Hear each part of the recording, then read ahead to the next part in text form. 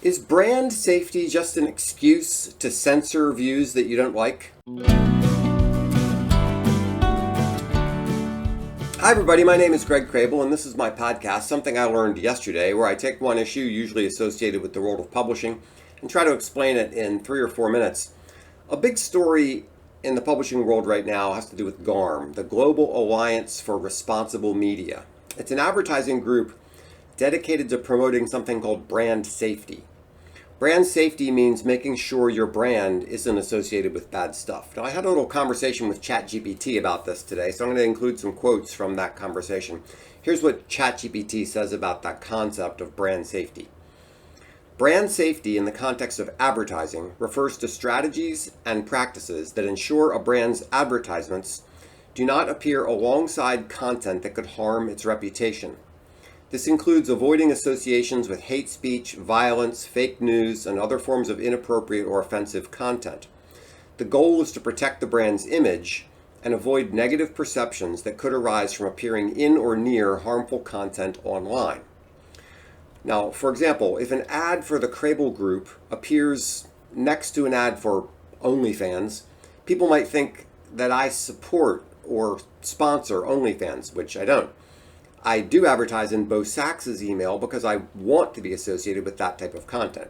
Now that makes sense, but that whole concept becomes a problem in an area where advertisers don't necessarily hand-pick the sites where their ads appear. Programmatic advertising takes that to some extent out of their hands. Now, only to some extent. You can control things to a limited degree. The advertiser does have some control, but that sort of control breaks down on a platform like X or Facebook or TikTok. It's hard to know where your ad will be, what it will be next to, since everybody sees their own version of that site. If I go to X, I see a completely different collection of content than you'll see. Now, Congress had a hearing on this, and there were accusations that GARM was banning sites based on their political content. They were allegedly encouraging advertisers to withdraw from conservative sites more than from liberal sites.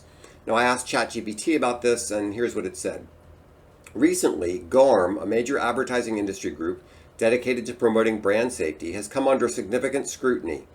Elon Musk's X, formerly Twitter, everybody has to say that, filed an antitrust lawsuit against GARM, accusing the organization of colluding to organize an advertising boycott against X.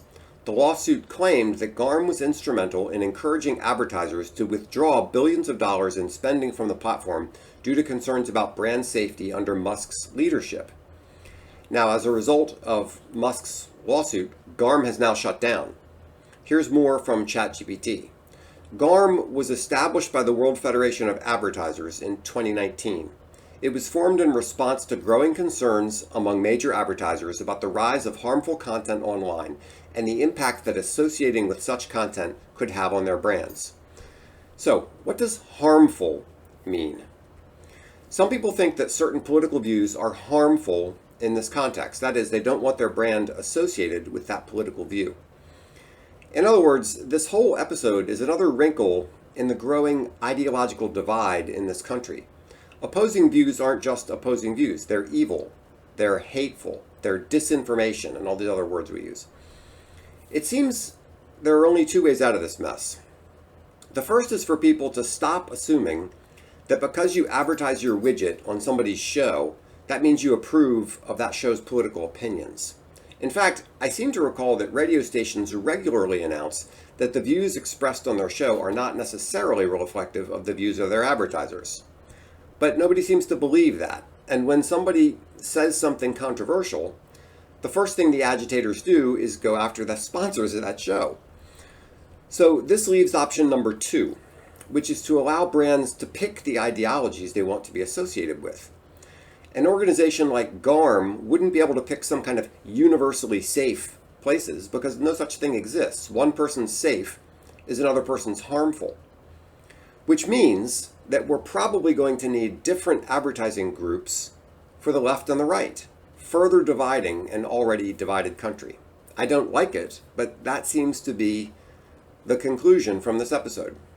So those are my thoughts. I'd love to hear what you have to say. Add it in the comments below or give me a call. You can see my contact information on the next page. Thanks so much.